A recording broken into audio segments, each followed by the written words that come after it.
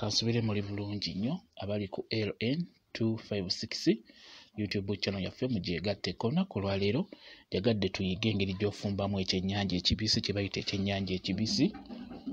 Tuyige engeri gy'osobola okifumbamu naddala mmwe abakyala abawaka nammwe abakozi. Yatutunuulidde tusoose n'ebirungo, tulabye ennyaanya, green pepper, garlic, tangawuuzi, obutungulu, kaloti wamu ne bwe bayita bukotimeal.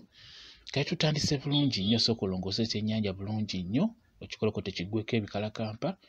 Bw'omala teeka butto ku kyoto, tutaddemu ogwo guyitibwa omuddalasini. Omuddalasini gwe tusoosezzamu omutinitini. Bw'omala teekamu obutungulu nga buttaacamuse bulungi nnyo, osoosamu obuddalasini oba ogulina. Kateekamu obutungulu. Obutungulu bubanga olaba nga bulinganga obuyidde, oteekamu oba oyina oyo gwe bayita jjira, gwe bamuyita jjira. Birungo nabyo birungo lwakuba tebirabika wano nnyo mu Uganda. Oba tobulina buleke tobuteekamu. Teekamu by'olina by'olabako eyo, kuba ebisigadde byangu kati ng'ennyaanya, biki ebyo byo byangu mu Uganda obeera ojja bifuna. Tutunuulira engeri gy'ofumbamu ekyennyanja. Mbagambye naddala mmwe abakyala mwagala ofumbira omwami wo ekyennyanja kibeere kiwoomu, ng'omukozi ng'oyagala ofumbire bakama abo ekyennyanja ekiwoomu, tunula olabe kyenkola nawe ky'oba okola. Oyo kaloti, enva kirungi nnyo ziteekamu ka kaloti ako, naddala ng'okakoze bw'otyo.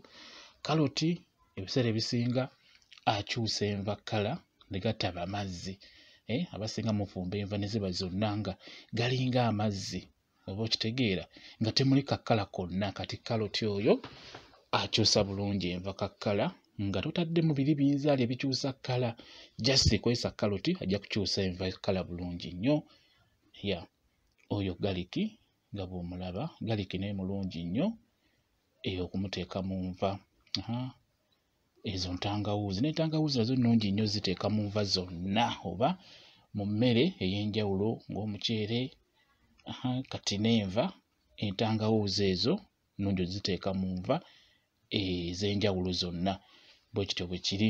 Oyo green pepper, oyo green pepper busaleesale bw'otyo nabwo buteekemu bulungi nnyo, obuteeka mu kyennyanja.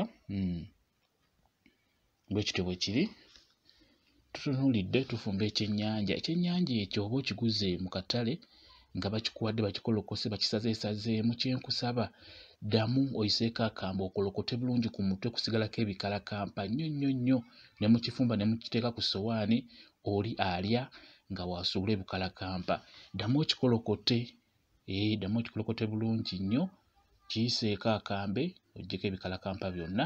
Tutaddemu omunnyo togwerabira. Mbadde nkugamba nti buli w'ogula ekyennyanja mu katale ne bakikuwa nga bakikolokose bulungi bakisazeesazeemu, ddamu ogende ng'oyisaako akambe ku mutwe okwo kusigalako ebikalakampa, kijja kuba kirungi nnyo. Kugamba obimalireko ddala bulungi. Bwe kityo bwe kyetaaga. Omale okyoze bulungi, otandike okufumba. Tutaddemu obunzaali obulimu akakaawa. Kati oyo Royco mumutegeera bulungi nnyo. Royco wabaayo ow'ebibiri n'ow'ekikumi, n'akacupa ak'ennya ku 35. Kati tutaddemu Royco, kati obiraba ndowooza engeri gye bifaananyeemu. Ekyo kibirungo byaffe, tugenda kufumba kyennyanja ekibisi, birungo byaffe. Kati oyo ayitibwa pilawo masala. Pilawo masala oyo kati oyo abeeramu ebirungo eby'enjawulo, buli bwonna, jjira, bwani bwonna obwo bwonna bibeeramu, babigatta wamu ne babikolamu ensaano. Kati yeeyo ensaano yoyo pilawo masala. Mu nva oteekamu tekigaana wadde bassaako pilawo masala oba pilawo, tekigaana teekako mu nva ezo, zigenda kuba zifuna nga ziwooma, zigenda kuba mpoomu bulungi nnyo. Kati obwo busaleesale babuyita kotimeal, oba obulina buteekemu, bubeerayo mu butale, osobola okugulayo obw'ebibiri oba 10 oba 3. Kotimeal obukoola obwo bulungi nnyo, buwunyisa bulungi enva. Kati ndowooza olaba tulaba ekyennyanja kyaffe kiikyo omutwe ogulaba, kye mbadde nkugamba nti oddamu n'ogukolokota wonna ku maaso kwebyo amatu n'okolokotako bulungi. Kijja kuba kirungi. Omwami ajja kwewuunya olw'ensonga nti ebyennyanja ebyo bisigalako nnyo obukalakampuko ku mutwe temufaayo kubijjako mwe mufumba bufumbi. Kati omala tumaze obisiika ebirungo tutaddemu ebyennyanja byaffe. Enva ezo tunuulira butunuulizi, biki by'otaddemu ebirungo ki oba okitegeera. Byo bijja kuba biwoomu nnyo nnyo nnyo, ate ekirala bijja kubeera ne kasupu akagumu. Ago magi ga byennyanja nago malungi nnyo gawooma, ogateekamu nago ogafumbiramu.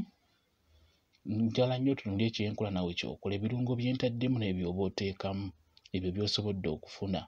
Kuba byangu ebisinga byangu. Obupiira omasala bufu ne bubeerayo obw'ensaano, bubeera nnyo nnyo mu supamaketi bubaayo, oba mu maduuka ago amanene baba nabo bwa 2-5, abalala butunda 3, ate buba mu bungi mu kacupa nga koolabye. Bwe kityo bwe kiri, ndowooza olaba engege yaffe. Ogiteeka mu buuto, naye olina okufuba okulaba nga kyendi mu kukola ekyo, olw'ensonga bw'obireka n'otabinyenyanyenyaamu bikwatira wansi ku ssefuliya wansi. Okitegeera olw'ensonga nti supu mugumu, sinateekamu supu mulala. Bw'oba nga muli batono, muli 2-3, supu oteekamu butono, kati omweyongeramu katono nga bitokota, nga mulya enva ze bayita enva entuufu, enva empoomu. Okitegeera nga itaddemu kasupu nga bw'okalabye, taddemu mazzi gabuguma. Tutunuulira ekyennyanja engeri gy'olina okifumbamu kibeere kiwoomu. Toteekamu binzaali, abasinga mussamu ebinzaali ebikyusa enva ebyo eby'enjawulo. Akanzaali kali kamu kokka k'olina okukozesa, ke bayita simba, koba okozesa mu nva zonna, kalungi nnyo. Kati bino ebikyusa enva kkala n'olaba nga zikyuse nga bw'olaba supu oyo, abeera kaloti yakyusa enva wamu n'ennyaanya. Mukitegeera, bye bisinga okukyusa supu oyo nga w'omulaba n'abeera bw'atyo. Kati awo ekirala olina okufuba okulaba ng'omunnyo gunoga mu nva. Omunnyo gukola kyamaanyi okuwoomesa enva. Okitegeera, kati nga bw'obira bimaze okujja bulungi, awo ng'oteekera omwami ku ssowaani oba mu kabakuli ng'omuwa akava n'emmere ng'ali ajja kusiima. Okitegeera, mu abakyala mugezeeko okufumba enva eziwooma, byangu nnyo si bizibu. Kijja kukuyamba okunyweza omwami oyo mu nsonga y'okufumba, kuba mulimu abaami abagaana okulya ewaka n'agenda n'alya mu mooteeri oba n'alya ow'omukyala omulala, ng'omukyala muto amanyi okufumba okusinga ku mukyala mukulu. Kati ebintu bino bikulu nnyo, mubiraba ng'ebyokusaaga, naye kirungi oyige omanye nti omwami ono kituufu atuyina 2, n'eki kye nsobola okukola okumunyweza. Kamufumbire enva eziwooma, emmere ennungi, otetenkanye. Okitegeera, kijja kuba kirungi, kuba mulimu abaami ng'enva bazigula naye ng'enfumba si nnungi. Ekyo nno kagamba kijja omwami ewaka n'agenda n'alya emmere owa mukyala omulala oba mu wooteeri, ekyo kiba kya bulabe.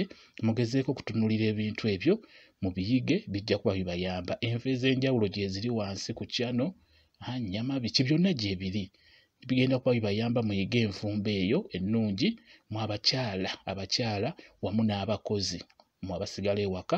Ebintu ebyo njagala bibayambe, bwe kityo bwe kiri. Mwebale kubeera ku channel yaffe eyitibwa LN256. Mugende mu maaso n'ogyegattako, kigenda kuba kirungi. Mubeere bulungi, mweraba.